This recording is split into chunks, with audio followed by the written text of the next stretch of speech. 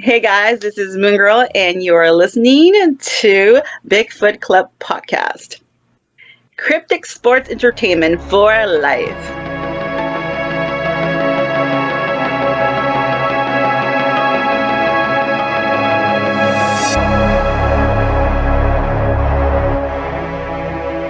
Hey everybody, Bigfoot Club, Bigfoot Bob. I'm here with my nephew, Skookum Steven.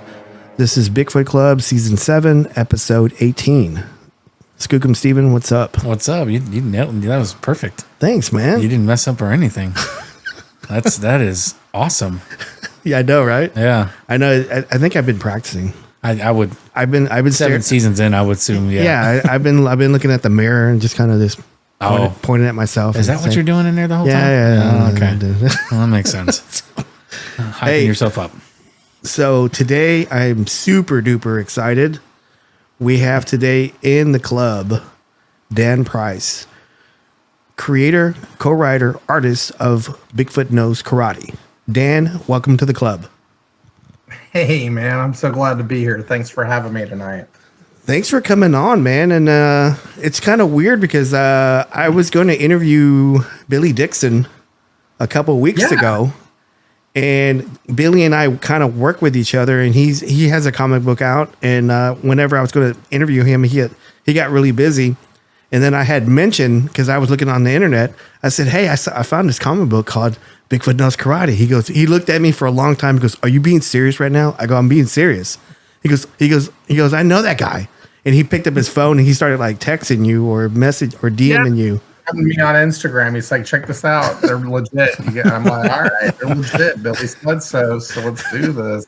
So no, seriously, when he messaged me that, I was like, "Yeah." I mean, I've never done a Bigfoot podcast before. To me, this is new uncharted territory on the subject that I'm interested in. So I'm in. Let's go. This is gonna be fun. Right on, man. So.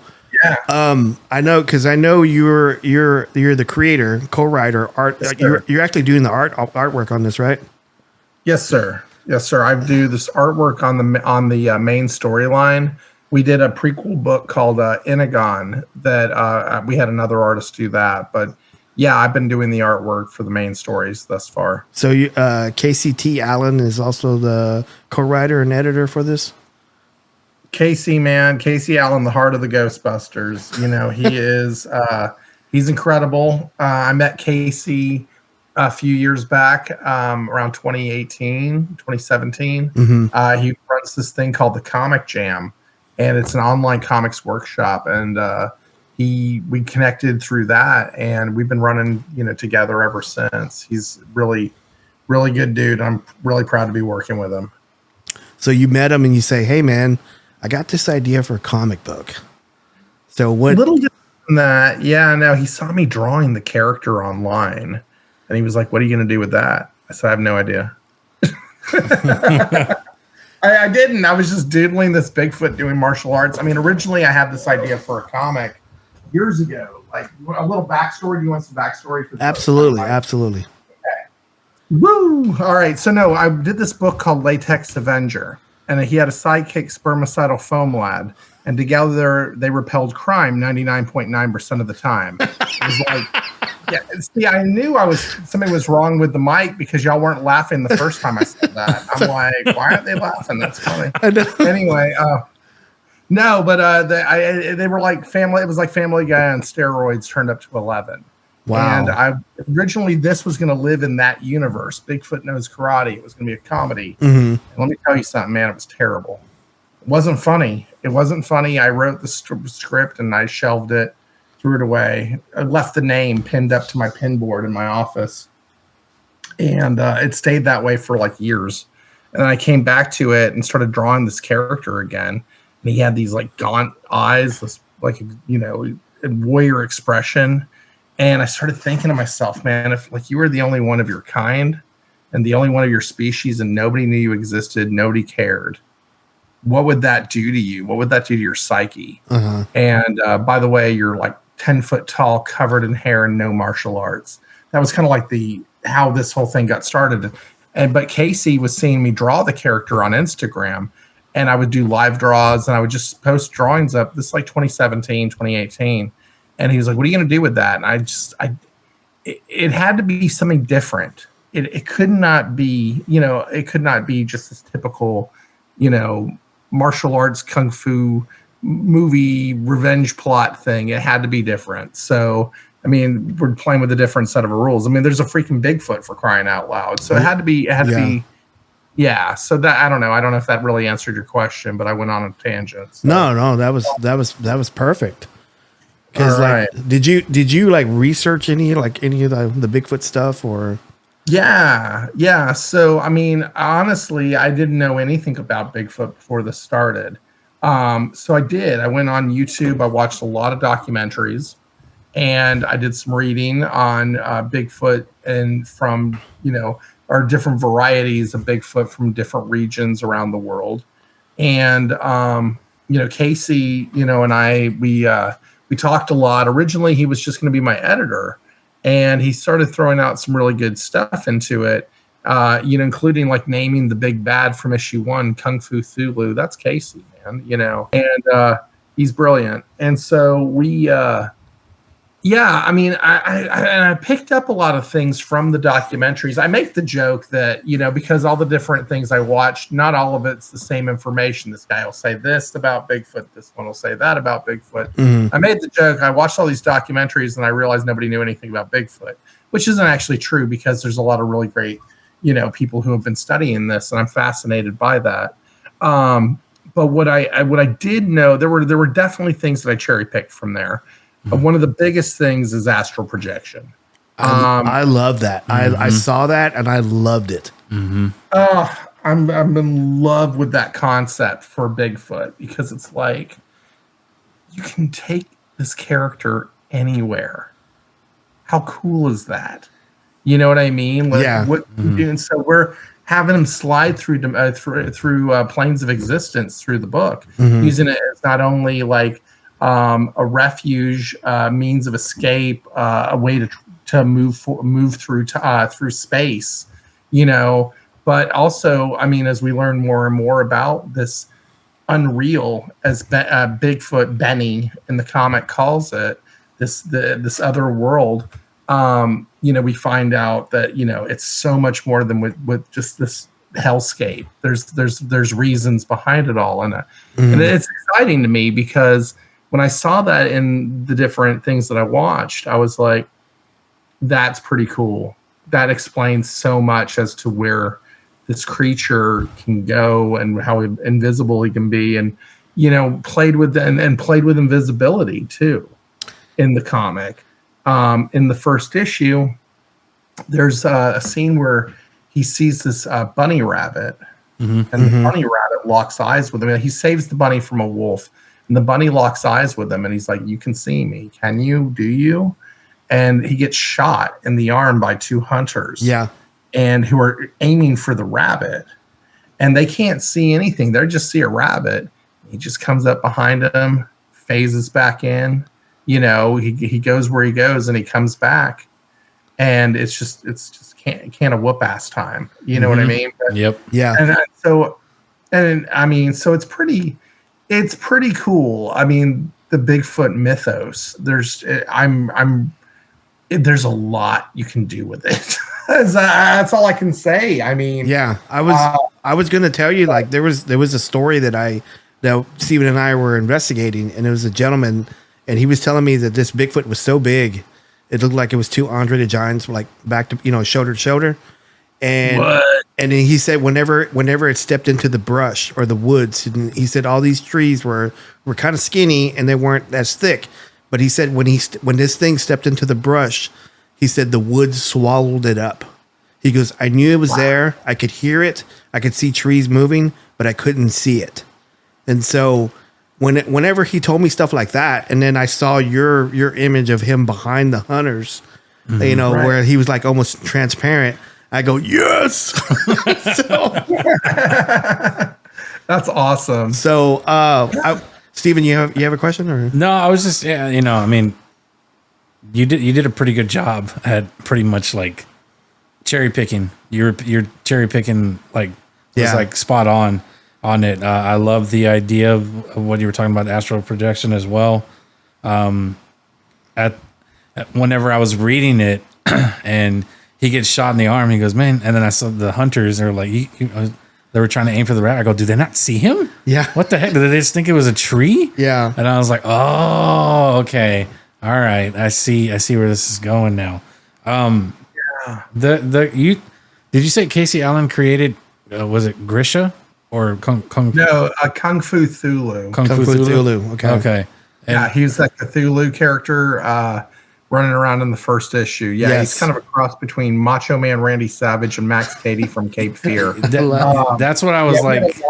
The same, like his dialogue, like wakey wakey, hands off snakey. Yeah. I was like, Yeah. isn't that from Ready to Rumble? I've heard it many times, but yes, it is from Ready to Rumble. As a matter of fact, I've heard that Nice. before in my Nice. life. I live in Texas, so that's a statement that you hear. Yeah. Right on. So yeah, but the dialogue for him, we had a lot of fun with that. Casey and I went back and forth on that character a lot because he said, we need to, just a killer big bad, and he's got to be something different. And he just blurts out, Kung Fu Thulu. I said, I got to let you go, dude. I got to go draw. And like the next day I had the sketches ready for Kung Fu Thulu. Nice. We went through a few iterations, but we figured it out eventually. And so anyway, yeah. And but he had this affectation in the speech where he was going to make him go herk, like he was trying to breathe out of water. Mm-hmm. And I said, and I was like, what are you doing, man? Like, that sounds ridiculous. And like, we went back and forth on that for a while, but we have this thing where we're able to push off the egos and do what's best for the book. He convinced me that having a Venus flytrap that was symbiotic to this Minotaur's body was a little too much in issue 2. Uh-huh. And I acquiesced on that because he ditched the herc for me. So it's a co-writing is a cool experience. It's a weird dance, but we have a lot of fun doing it. Yeah, I was gonna ask because like it looks like there's. I mean, if I ask the question and you don't want to answer it completely, I'm okay with it. But it looks like that he doesn't have any memories. Like he's the only thing he notices is that he's a warrior and that's all he knows, right? Yeah. When Grisha, you mentioned Grisha, Stephen, earlier. Yeah. When he shows up, that's the gut punch. We liken the book to Godzilla versus Kong meets Kill Bill with a twist of X-Files. Okay. And, Jesus. He said that with a straight face. Didn't even phase him. Yeah. Baby, you don't even know how many conventions I go to and have to say that shit over and over and over and over again. Oh man. my gosh. I can do that in my sleep. Oh no. You heard the Latex Avenger one earlier. I got another one for Masters of the Obvious. That was another title I did. I can do this. I can do my elevator pitches back and forth. Nice. Part of the thing. No, but it's I mean, to be able to play in this sandbox with, you got characters like I mentioned, we had Kung Fu Thulu, you got Bigfoot. Mm-hmm. I mentioned the Minotaur a moment ago. We have a Mothman who can see through time and space. Mm-hmm. There's a Chupacabra with a shotgun. Yes. I mean, come on, dude. That's like, and I love that Chupacabra. He's so big in issue 3. I just finished illustrating and I'm currently lettering chapter 3 right now. And that Chupacabra gets so much play. You answered my question. I was going to say, when is the third one coming out? Yeah. I shipped that out. It's going to go to the printer end of this week coming up. Okay. Awesome. So it goes to the printer end of this week. And then we're going to go directly into, and then I have another story that we got going on for Bigfoot right now. It's called Grave Choices. And that one is like an 8-page story in our Homebrewed Comics, my publisher, that I'm a partner in. And then we have a anthology, and so Bigfoot Knows Karate, Gravest Choices is going to be in that, and that's actually illustrated by a different artist. And I'm coloring him, and I just can't believe it's awesome. I love coloring this dude's art. I mean, I'm having such a great time with it. Casey and I came up with a pretty twisted little story for 8 pages. So lots going on. That's awesome. I was going to ask you. There's two characters on there with the Grisha, and there's another like a gentleman there that kind of slapped Lancaster. Grisha. Yeah, Lancaster. They have red eyes. Am I assuming that these characters are supernatural or from a different realm or something? There's a lot to that question you just asked me. There is. Let's just say there's a supernatural element going on. Nice. And that ties into, and you'll see that, like, if you noticed in issue 1, there was that scene where Kung Fu Cthulhu's got the Bigfoot underwater, and he's drowning him, right? Mm-hmm. And there's that moment in the book, and he says this panel, this word bubble pops up out of nowhere. It's like electronic, and it says activate him. Yep. Activate him now. Okay. Well, when that happened, did you notice Bigfoot bending his eyes? They changed from white to red, like immediately. Yes. Okay. So you'll see characters through the book that are either, supernatural or being activated in some way, and they carry red eyes. There'll be some other characters that don't, who are still tied up in the same, conundrum of a situation, but that are there of their own free will. Mm-hmm. Mm-hmm. So it's pretty layered. Yeah, it is. There's a little bit of MK Ultra there. Mortal Kombat? No, it's the mind control. The mind control stuff. Yeah. MK Ultra. Yeah. So I don't know why I said it like that. Ultra. I couldn't help but notice that Grisha, he almost looks like he was heavily inspired by Zod. His like look. Zod? Yes, like his look. But like the Man of Steel Zod, not you're talking about the one with Cavill, right? No, I was thinking of like actual like comic book, because he's got the beard, he's got the hair, and like even like his the way he presents himself, and I'm all like, I'm getting Zod, comic book Zod. Hey, like, I ain't gonna argue that. I mean, not that I'm gonna say that there was a lift there or anything like that. No, because I don't read current Superman comics, but I love Zod, especially the Terrence Stamp Zod. Yes. Yep. That's another good version. I always win. I always win. Yeah. I always win. Yeah. Oh, he's fantastic, And so, I mean, there's actually a scene that I'm not big on doing homages and doing like Easter eggs and shit in the comic. In fact, I'm really rather against it, only because I want this book to be timeless. Like 30 years from now, I want you to be able to pick it up and be able to go, oh yeah, let's not miss a beat. Not sitting there trying to figure out what is Open Gangnam Style. You know what I mean? Like that's some weird like little pop culture reference or something from, you know what I mean? Something that makes no sense now. That was an old statement. You didn't bat an eye at it, right? Because it's right. Like, who cares? So, that's the kind of the thing here. However, I was very, very influenced by a scene in Superman, the Superman the movie with Chris Reeve, Brando and all that, and Terrence Stamp. I was very inspired by that scene, and you'll see that in issue 3. It'll show up. Okay, I'm pretty sure we'll spot it.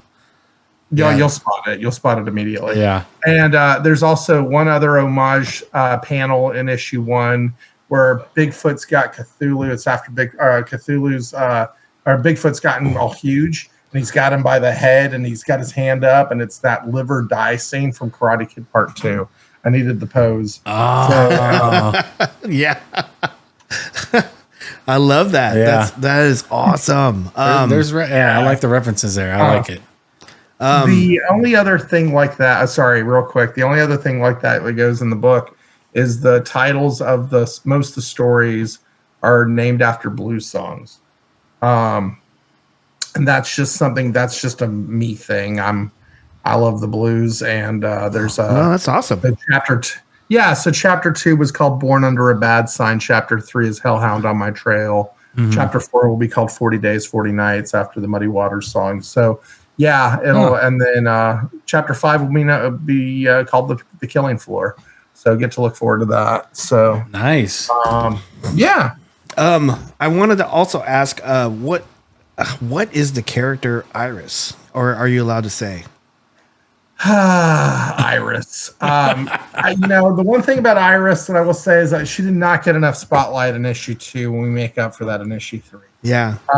She's very interesting. She looks like a badass. Yeah, she's cool. She is badass. She is. She's young. She's in her late teens, early 20s. I'd have to say. She is. She's got some skills. She's got some powers. Those are going to show up in issue 3. Mm-hmm. Really, you're going to get more of her. But I really wanted to present her as a strong female character. Okay, that was really important to me. Like, she doesn't need to take any shit from anybody. She doesn't need somebody to come fix her problems for her. And when there was a deleted pages from chapter 3 that we ended up pulling out, that was where Benny tries to help her, and she just pushes him back, and she goes, "I don't need your help. I don't care how big you are," But that's kind of her thing. She's got a little, what's her name? Linda Hamilton from Terminator 2. Mm-hmm. Yeah, she's kind of got a bit of that vibe in my head. She's not crazy or anything like that, but she's survived some things, and she's tied into something a lot bigger. Okay. Because I just noticed she shows up and she helps him escape. Oh, maybe I should have said that. Whatever. We're here now, right? Okay. Hey, y'all, if you don't know what we're talking about, go read the comics. Go to homebrewedcomics.com. Go pick up a Bigfoot book. But I wanted to tell you also, because did you want to incorporate some kind of supernatural with this Bigfoot? I mean, oh yeah, that's always been the goal. Okay, because the reason I say it, because there's two schools of Bigfoot people. There's the flesh and blood people, and then there's the woo people, the people who believe that that Bigfoots can cloak and they can go into portals and stuff like that. Mm-hmm. Yeah, no, we're leaning into the latter here, right? So yeah, there's supposed to be a theory that that Bigfoot. They do infrasound, and it causes people to get nauseated or scared or dizzy or whatever, have headaches and stuff like that. So it's it's similar. Infrasound it's similar to EMF, and so you have the same kind of characteristics. And Steven and I have always had the idea, whenever there's Bigfoot sightings, there's usually on gas or electrical right of ways. Mm-hmm.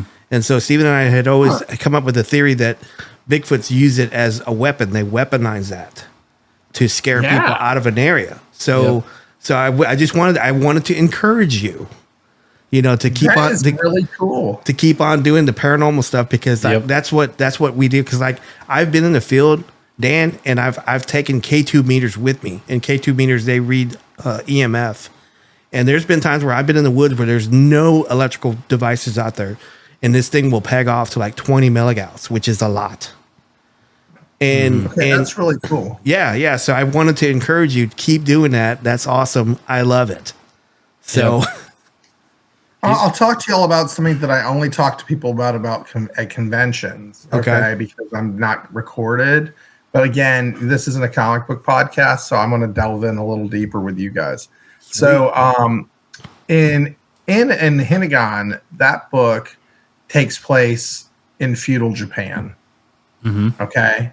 So this story that we tell takes place in the modern day, but the prequel book goes all the way back into feudal Japan, and it's the same Benny. Okay. So this Bigfoot, we're talking hundreds of years old, just at that stage. Mm-hmm.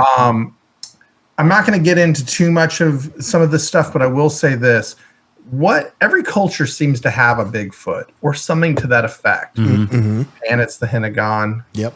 Up in the Pacific, up in the Canada side and all that, you get the Sasquatch. In Alabama, they have the Alabama white thing.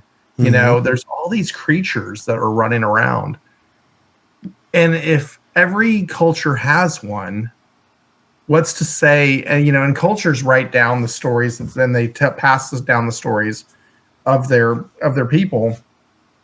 What's to say through astral projection, portals, things of that nature, with a creature that has lived for so long? What if it's just all the same dude? Yep. What if it's just the same Bigfoot running around and has been for all these years? Only one of its species that just is going through time and space.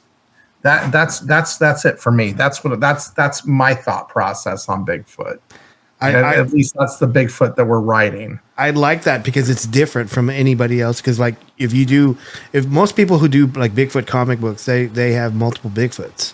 So this one, this one is just singular. Yep. It's singular. It's only one. Yep. Yeah. You know, this cabal that took Bigfoot at the end of issue 1. You know, after the death of Cthulhu, and there's different creatures you saw. Did y'all read issue 2? Yes. Yeah. Okay. So there's different creatures running around there. You saw the chupacabra. You saw thermonucleodon, the kaiju with the missiles just growing right out of them. Yeah. There's when I go back and do the collected edition, because I'm going to collect 1 through 3 and put them into a trade because it's over 100 pages of book at that point. Yes. I'm going to add 2 more pages into book 2 that show basically that compound they're in. It's like a Gen Pops 2-page spread with Benny being led through there in handcuffs by that soldier who's walking him through. Reynolds. And all these cryptids are looking at him. Reynolds, thank you. Mm-hmm. And all these cryptids are looking at him. Some are happy to see him. Some are spitting on him. Mm-hmm. You know what I mean? Yeah. And it's like, and I can't wait to show that scene. The only reason I didn't do it in book 2 originally was frankly because of time. I was hitting a deadline. I was like, you know what? This is filler. I don't really need this to propel the story, but God, it was going to be a cool page. So I'm going to bring that in for sure. I love that you're going to put it like in the trade, which makes that trade even more, more valuable. Mm-hmm. Yeah, no, I want to do some things with the trade. I'm going to add those 2 pages in. And there is something else I was thinking about adding in for book 2 to kind of flesh out Iris a little bit more. Yes. And can I throw out like an idea to you? Please. I was wondering if maybe you could do like a spread or a page, and it has Benny's sword, and like a little bit of origin on the sword and where it came from, who made it, sure. how he got it, or maybe do a backstory on it. Absolutely. Okay. Oh, you're 100% on board with where I'm going with that. Yes. So in Hinnagon, there's another sword that comes up. Okay, not the sword that he's running around with in issue 1. Okay, it's a different. It's actually called the Tide Slayer, and in Hinnagon, he actually goes up against the Mizuchi water dragon, and so he's fighting like a dragon made of water that can change forms and shapes. I mean, how do you beat something like that? There's this sword that he's bestowed during the fight called the Tide Slayer. And so, but that sword gets lost along the way. After Hinnagon, I mean, I'm just saying that sword will get lost along the way. And that weird little pirate sword that he's running around with actually has a storyline behind it. And I can't wait to tell that story. You see, that's the thing about this fucking book, man. It's like there's so many cool directions to go. And I have I have a story, a plot line written about the sword and where he got it, and I've got, there's a line in book 3 where, you remember that purple lady in the first book? Yes. The purple lady shows up in book 3 and she says to him, and nobody's read book 3 yet. I mean, you're getting like the scoop. Yes. And she said, do you believe in the soul? And he goes, nobody knows my soul. And she goes, you mean souls? And he just looks at her funny, and then she moves back into the conversation to basically mean that there's more than one soul running through this freaking Bigfoot. Yes. So many ways we can take this. and I'm so excited to explore them all. I mean, we got a thing we're working on right now. I have an artist working on it, and it's called Casey took the lead on the story like he did with Hennigan, and it's called Bigfoot Knows Karate God Killer. Okay, and in that story, and hopefully this will be launching on Kickstarter in the spring, early spring, late winter. But in that story, Bigfoot is being accused of the murder of Odin. Oh, I love that. That is awesome. So, thank you. I mean, and that, and so that is, I mean, there's so many, and that takes place in a different time, peeling back that onion a little bit more. Yeah. One of my favorite, you're comic book readers. You mentioned that you read Superman and stuff like that. Yes. Yeah. Okay, so Wolverine. I used to love Wolverine. Mm-hmm. He was mysterious. He was like this 5'3" feral little bastard who could be eating a bowl of cereal in the X Mansion. And then somebody could walk in, get him on the wrong moment. He could pop his claws and gut you real quick and go back to that cereal. That's what kind of a weird, brute that he was initially. Mm-hmm. Now he's Hugh Jackman. You know what I mean? He had an origin, and everybody knows his origin. They know his name, his date of birth, his social. He's got all these kids now. It's like the mystique of Wolverine, as far as I'm concerned, is gone. Mm-hmm. Yeah. Okay, like he's not the character. It's like giving the Joker a true origin. Like, Yeah, because some things that are left shrouded in mystery, and yeah, so just like that's what we're doing with this. just have them guessing, right? Yeah. Yeah, one of my favorite shows for a long time, but crap ending, but was Lost. And the reason I loved Lost so much, it was just damn good writing until that writer's strike. I mean, they just kept you riddled with questions, a few answers here and there, and then more questions. And it was so compelling. It was such compelling television. I mean, that's the type of thing we're trying to build with the story. Yeah. So Yeah.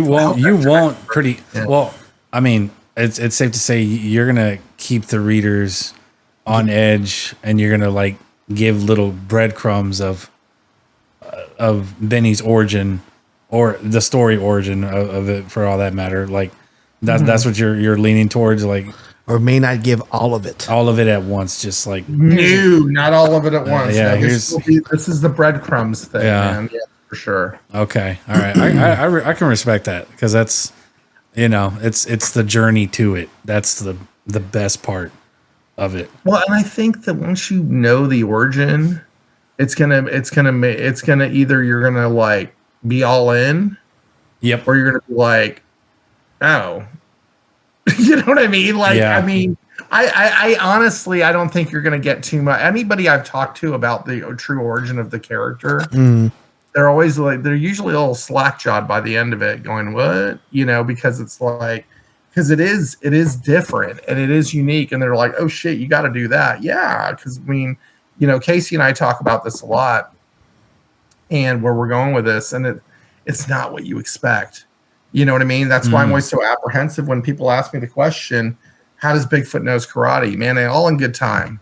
All in good time. I promise you, when I answer that question, it all ties into the origin of the whole thing, and it's gonna be dope. Yeah, because every time he talks, he's talking about, or he's thinking. Yeah. on there, he's talking about, about either death or being a warrior, or this is all he knows.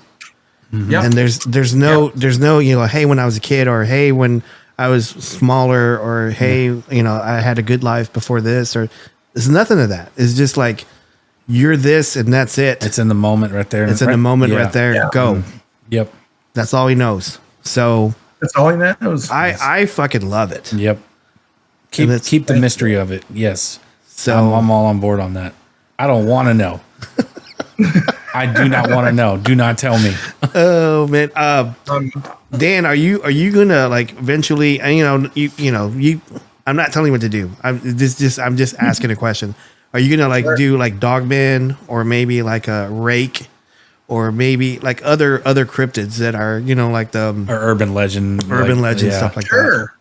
Okay. Yeah, no. There more will show up, and it's going to be, it's like a minotaur is not a cryptid, right? That's a creature of mythology. Right. I still love it.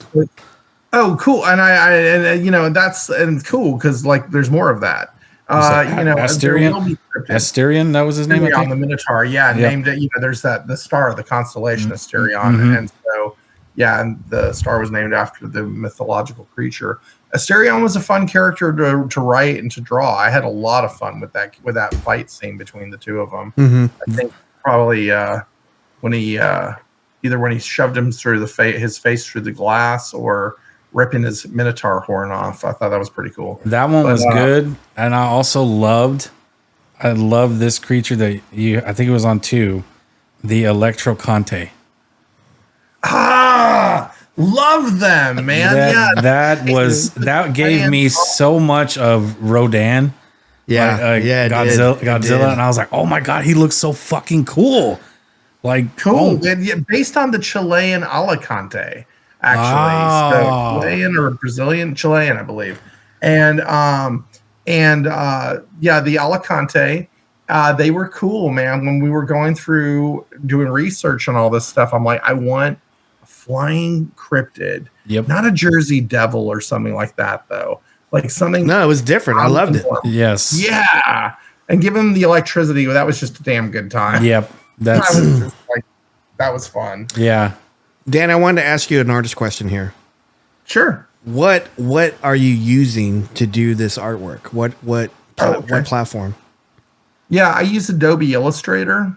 For my day job, I'm a creative director. I came up as a graphic designer, so I've been using Illustrator for years. I mean, just oodles and oodle decades at this point. Is this on the iPad? No, this is on my laptop. I have a touchscreen laptop, and I actually draw with my fingertip on my screen. That's how I draw. Wow. And and I use Adobe Illustrator. It's a vector graphic software. So what that means is the vector graphics can be as small as the head of a pin or as big as the size of a building, and it never loses clarity. It never gets rasterized or fuzzy or anything like that. Because I was going to say it's really fine the way I thought it was. I thought you were using like a pen or something. Mm-hmm. Yeah, no. It's all on my laptop, and so I draw it and color it in Illustrator, and then I bring it in either piece by piece, panel by panel, or I just bring the whole thing over depending on the page and how complicated it is. Take that to Photoshop, and I do color corrections in there. So like that Electroconte scene. Where when they got him by the head and it's all the electricity, he's like, like all that electricity was painted in Photoshop, but the rest of it was drawn in Illustrator, and then there were color corrections in Photoshop and all of that. So very much an Adobe guy. That's just the software I know, and definitely where my comfort level is. Yeah, because I have it downloaded on my phone, and I'm looking at it, and where he's talking about it, I see the embodiment of 1,000 hells. Yes. And it shows like it looks like the Jersey Devil, like because he's showing like horns and all that. And I was like, well, that's a great. Oh, that big picture. Red thing. Yes. Yeah, we'll get into him in a little while. Yes. Yeah, because he looks cool. Yeah, he's something, man. You'll learn more about him in issue 3 and beyond. That's kind of our big bad, but we'll get into that later. Nice. Yeah. I just hit a point there. You hit something hard right there. He's like, damn it, why did you read it? No. Well, I'm glad you read it. You know how many times you go to an interview and read the shit, and they're like, so tell us about your book. I'm like, come on now. I wanted Dan, I wanted to ask you another question about the white rabbit. Yep. Is he going to be an important figure? Because I figure like follow the white rabbit. Yep. Not in the Alice in Wonderland way. The Matrix way? But if you notice, it's not really follow the white rabbit. It's the white rabbit keeps following him. Okay. All right. And so the rabbit, okay, I'll tell you about the rabbit. Rabbit was going to die on page 2 originally when I was writing the initial script for this. That rabbit was going to be lunch. And then I started, and as I was drawing it, I was like, I can't kill this thing. This thing's great. That's a cute little rabbit. And then started, because the first 8 pages of the book were actually of issue 1 were actually truly a proof of concept. Those were me kind of just showing Casey what it is I wanted to do, and he got it. You know what I mean? But it was like, so those were like, you know, I knew it was going to be the setup for the first book, but it was like, that was just truly like, I wanted to show him this is what I was thinking visually and all of that stuff. Casey really comes in on when we go into the Unreal for the first time, where all the skulls are talking to him and all that shit. And you see the purple lady. Like, Casey really comes into the book at that point. And it's so cool because, you know, we work really well together. There's a lot of cohesion between the writing. But when Casey got in there, I was, all right, we're going to flip this table over here and we're going to turn this shit over there. And he went nuts. And it was awesome. It was absolutely awesome. Okay. But the rabbit, yeah, it was going to be fodder. And now it's like one of the most important characters in the book. So there is a plan for the rabbit. Oh, yeah. Okay. You want to tell us about it? No, even in Pentagon, say that again. I was like, you want to tell us about it? No, I'm just kidding. No, I don't. Even in Pentagon, though, which takes place all those years ahead, you know, in the past, there's at the end of the book, there's the scene where Benny's like doing introspective stance and you know, thinking out the end of the book. And there's just like this field of bunnies all around him. You know, they just show up, and you know, the rabbit is you know, a symbol of luck, and so I think that's going to bode him well. Okay, I'm all for it. All for it. Benny's probably going to say, "I don't need luck." Yeah, luck needs me. Like, have him say that. I don't need luck. Luck needs me. I was an English major in college, right? So I always just think to myself as we're writing this, I'm like, okay, we're not going to make this easy for anyone. And I know that sounds like a kind of a jerk move, you know, not just kind of giving you the easy origin and all that stuff like that. But no, I want it to be compelling writing. You know, I mean, if you want easy, go watch reruns of Saved by the Bell or something like that, you know. You know, I mean, you know what I'm saying? It's just like, I want this to be an intriguing comic. Right. I keeps people coming back. I think you're accomplishing that right now. So I mean, awesome. because I've written a couple books for you know for my brother, and storytelling is that's like the one thing that I think I'm really good at and creative wise. And so if you can't tell a good story, then you know what's the whole purpose of you even doing a comic? Right. So yeah, it keeps the readers intrigued and all that, and you know. The way you did the comic book and everything, it kind of just it could be an anime, it could be a video game, great. Yeah, you know, Yeah. It could be. I could see it being like that, like an anime show or something. It just there's a lot of avenues to it that the way you written and the way you drew it. So, that's just so funny about. I'm still like shocked and in awe what he said about the other Bigfoot story with, you know, he's being on trial for killing Odin. yeah. And that's I'm looking forward to that one. I would be interested in like also if you could like maybe throw in like Mayans or Aztecs or He's like, so that's actually interesting. So that was a conversation Casey and I had not long ago, and that's a very robust history there. You know, a lot of legends, a lot of lore. yeah. You know, we have kind of a roadmap of where we're going for a while, and so it won't be anything that we can touch soon. But man, wouldn't it be cool? You know, that is something that, you know, there is an avenue to be able to do something with a character like that in the upcoming issue, because I can't get into that because that's really Right. Yeah, sorry, never mind. Moving on. No, it's okay. No. Touch base on that. No. Hey, put a pin on that. Dan. We're coming back to that. At the end, right? It's almost like a crossover that you've been waiting on. You know. Yeah. You know, and This it's is like further down the line. Like, yeah. I don't know. I'm just I love this character so much, and I don't know. I think I'm invested now. Yeah. I am, man, I am too. There's things that we want to do that are outside of lore as well. You know, that is outside of established lore from other creatures and stuff. You know, that whole thing I mentioned earlier about the souls. That's going to be tied into something of a character that I actually came up with when I was like 18. And it was crazy. When I was like 17, I started doing this stuff at a small indie studio in Houston. I grew up outside of Houston, right across the street from the Johnson Space Center, actually. And I say that because the little studio, they made their own comics. This was like 1993, and it was called Space City Comics. And they had, and I'd go in there and I'd like do erasures for them and fill in the blacks on pages and color this with like markers or Dr. Martin's ink and stuff like that. I mean, old school. And when I was about 18, when I was leaving for college, the guy who ran the studio said, "Okay, if you want to do a book, you get to do a book." I went, "Sweet." And I was like, I had an idea. I was ready to go. It was called Soulbender, and it was a pretty cool idea in theory, but the artwork was just basically early 1990s Image bullshit. No offense to early 90s Image, I love that stuff. I was raised on that stuff, but I mean, it's just a lot of speed lines and poses. And so I went through, and I was working on the book, and then I get a call. I don't know, 3 months into my freshman year of college, probably about 12 pages, maybe 10 pages into it, got a call, studio's folding. It's like, damn it.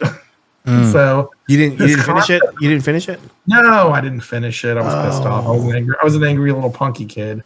I probably ripped up the pages or did something stupid with it. I still have like one page. I still have like one page of it in my portfolio, or a box of drawings or something like that. I have one page of it somewhere.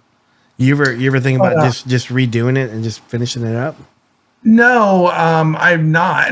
Because I loved the concept, but I didn't like anything else of it. It was kind of like the Bigfoot Knows Karate. I didn't like the comedy. I went in a different direction. I've written lore for the book though, in Bigfoot Knows Karate, of this race of creatures that are of beings that are soulbenders. So that'll be something that that in the next couple of issues, the breadcrumbs will start dropping for that. But that won't be something we explore for quite a while, but there's breadcrumbs in here in these stories for stuff that's not going to happen for issues. Okay. But they're in there already because we know we have a roadmap of where we're going, and so it's exciting.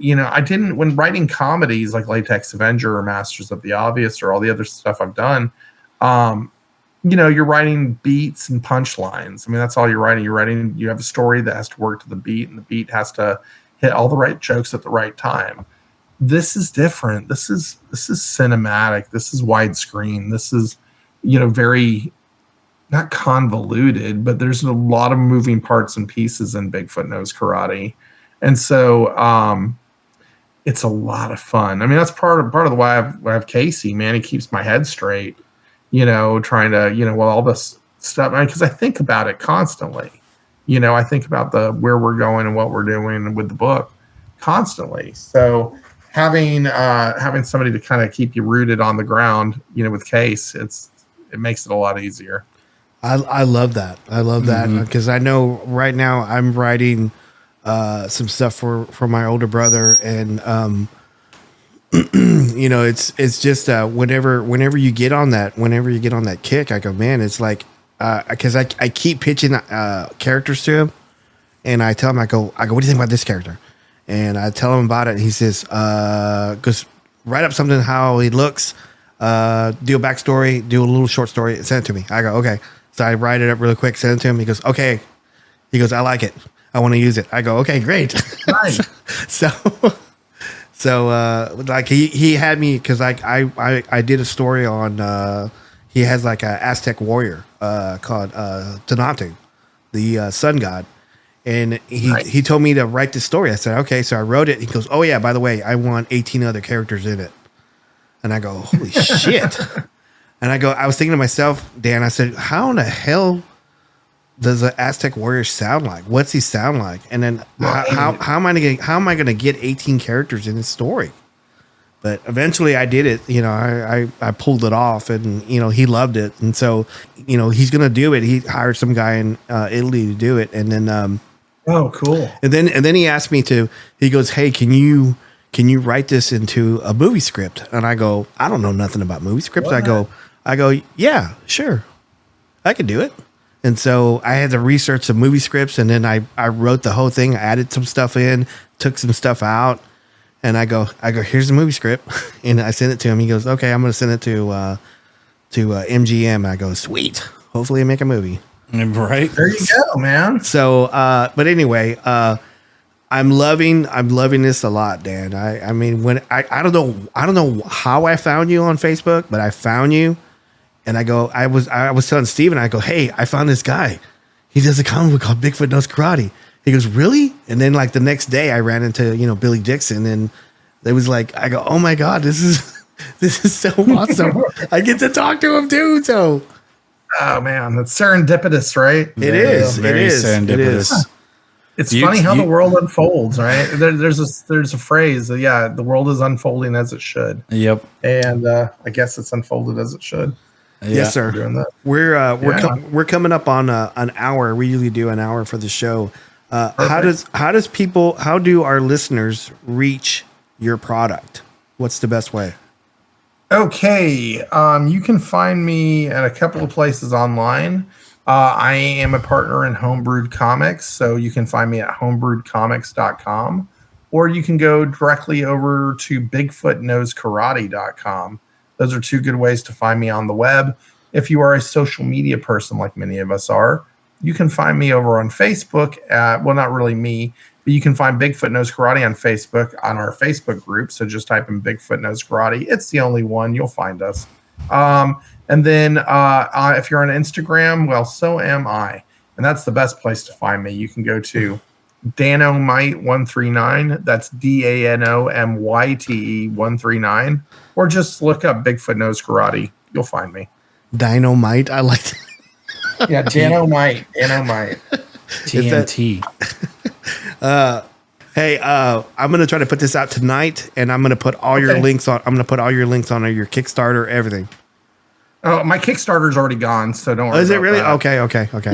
Yeah, no, but put the two websites, homebrewedcomics.com, BigfootKnowsKarate.com. Okay. Danomite139 for Blue Sky and Instagram and TikTok. Okay. So all three of those. Do you have a tree link? Oh yeah, Linktree. If you go to my Instagram, there's a Linktree. Yep. Okay. All right. I'll post that. I'll just post that. That way everybody can get all your stuff. Yeah, that's perfect. Yeah, it's I'm trying to find it right now. Shit, hold on. Yeah, linktr.ee/Danomite139. It's nice. just in my Nice. It's just in my subject line. So Dan, thank you so much for coming on. Fellas, thank you so much. I had a really good time talking to you guys tonight, and I hope to do it again in the future. Yes, sir. Yes. And whenever you do number 3, you're welcome to come back on, and we'll talk about it. Hell yeah. Oh yeah, no, yeah, 4, yeah, because I'm finishing 3 right now. I mean, I'm like literally like minutes from done. I've just got to finish this last just letter these pages, and we're sending this shit to the printer. You can send it to us, and we can proofread it. Yeah, I'll tell you what.